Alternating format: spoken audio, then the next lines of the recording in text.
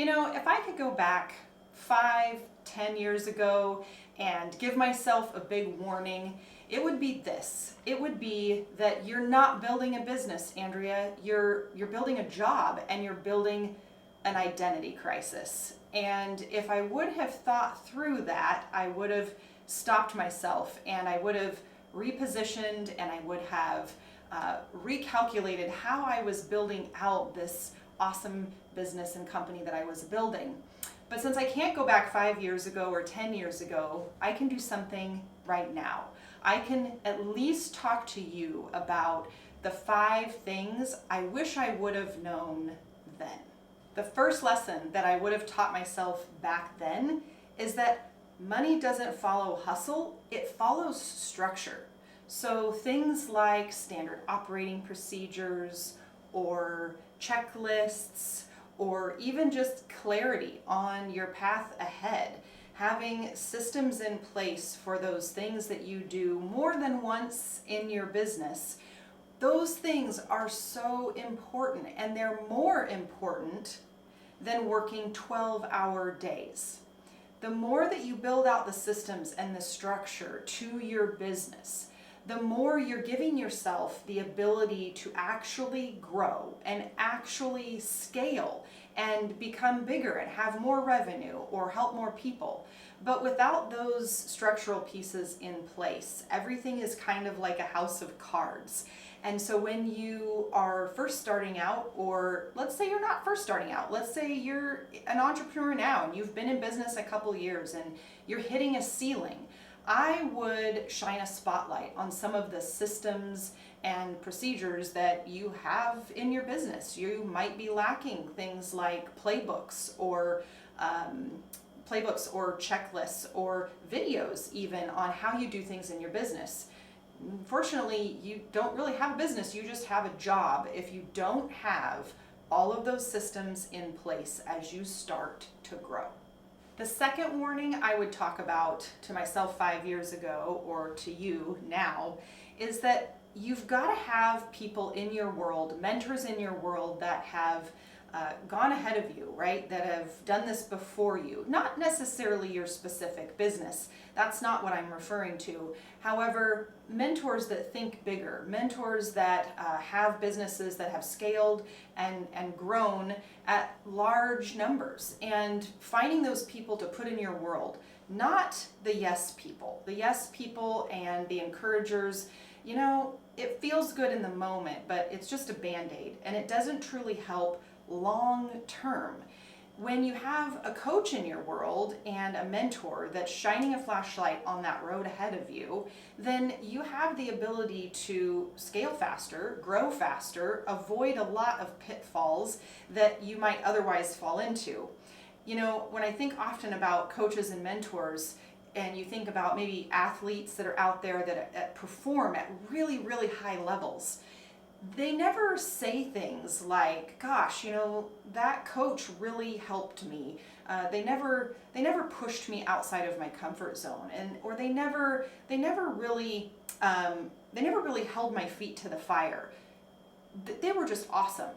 You don't hear things like that from high-level elite performers. What you do hear is, man, that coach was the best person in my life. They pushed me past what I thought was possible. They held my feet to the fire when it counted. They held me accountable to what I said I wanted to do, or they would call me out on my excuses.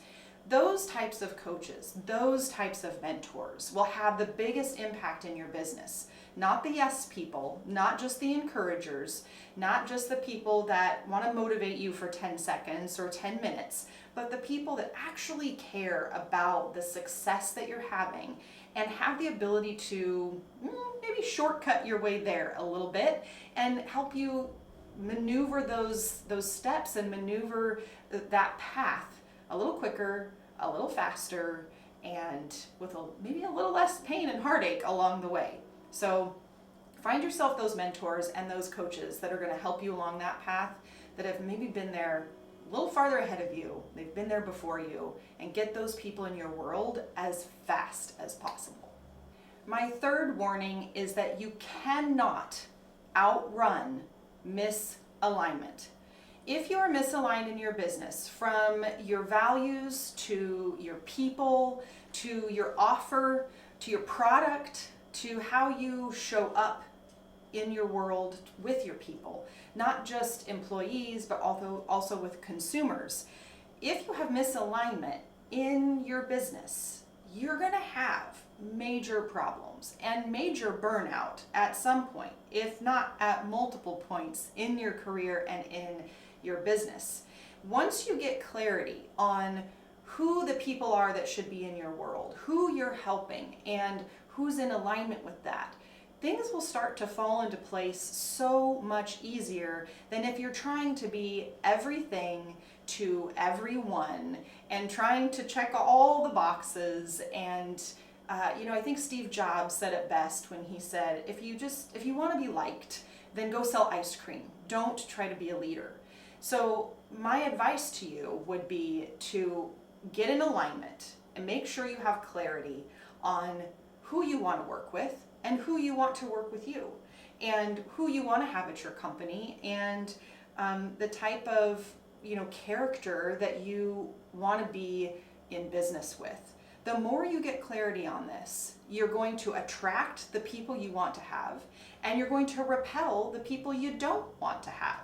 Get in alignment. It will streamline your business, and it will grow your business at a much quicker rate. Warning number 4, and this is a big one, you guys. So often, your breakthroughs in your business are going to come after a complete breakdown. You're probably going to hit a wall at some point, or you're going to have an incredibly big frustration in your business, or you're going to lose business. You're gonna stub your toe. You're gonna fall in some key places in your business. This is pretty much inevitable. And when those things occur, when you even intentionally try to break the systems within your business so that you can figure out where those bottlenecks are, what's holding you back, what's keeping you from growing, it allows you to be able to fix them faster. Now, I know that sounds crazy, right? I'm telling you guys to start breaking things in your business, but have you ever tried to leave your business for a month and see what happens? Now, that can be a little terrifying if you leave your business for a month and you come back to no business. So what are the things that should be in place that would allow you to leave for a month, that would ensure that your business keeps running? The breakdowns are going to happen, and I encourage you to run to them fast, to find the things that are not maybe working at their highest, most efficient level within your business. What systems don't work in certain scenarios, but they work in other scenarios? Or what positions work in certain scenarios, but not in other scenarios? Find a way to intentionally break systems in your business. Find ways to have the breakdowns. I know you're going to be beating your head against a wall. You're going to have the frustrations that are there. And I encourage you not to shy away from them, but to actually run towards them. Now, does it need to be that way in your business all the time? Of course not. Just find ways to see what systems could be better. Don't just do something just because you've always done it that way. That's the worst philosophy to have.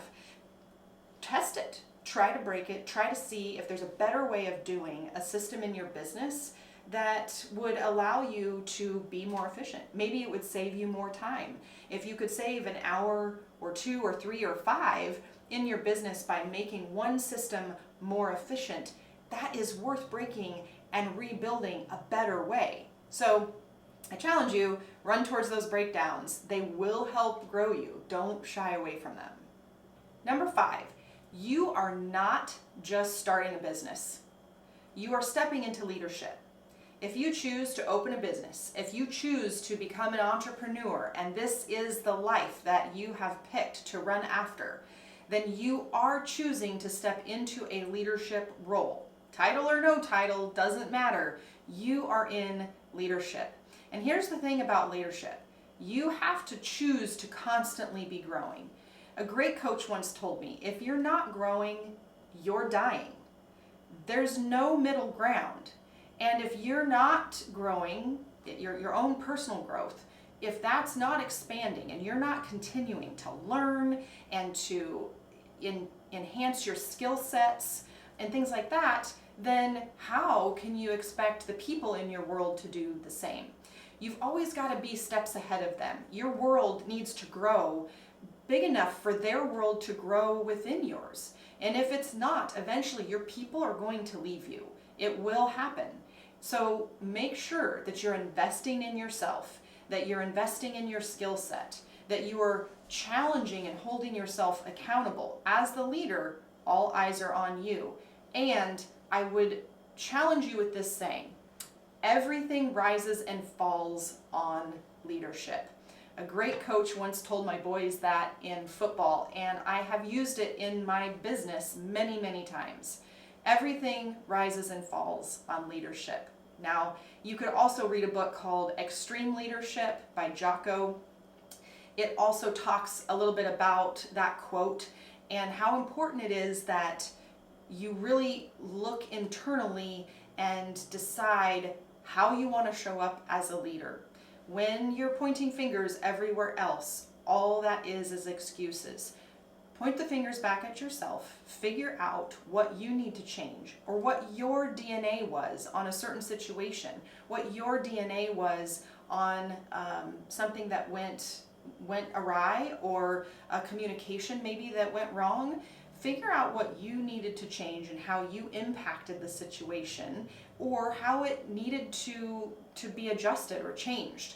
If everything rises and falls on leadership, you guys, it puts a lot of weight on your shoulders. And that weight can be helped by reading, by watching webinars, by getting mentorship and coaching, by not hiding from the things in your business that you don't want to do, but by showing up for even the tough stuff, because boy, will there be tough stuff. As the leader, it's your job to continue to grow, to show an example to your people of what it looks like to not just have a hard work ethic, right? Not just work 12 hours a day, but how you learn and how you intentionally lean into the hard things, and how you choose to show up every single day. So everything rises and falls on leadership, my friends. Make sure that you're learning and growing and not dying. So you guys, if you're in the dark middle, if you're in the messy spot, if you're hitting a wall or hitting a ceiling and you feel like you just can't move forward, or you just don't know how to move forward, then reach out. Let's talk. I mentor faith-driven entrepreneurs and leaders that are done doing this the hard way. The link is in the description. Go click it now and make the decision to get past your ceiling, get past your burnout, and let's take your business and you to the next level.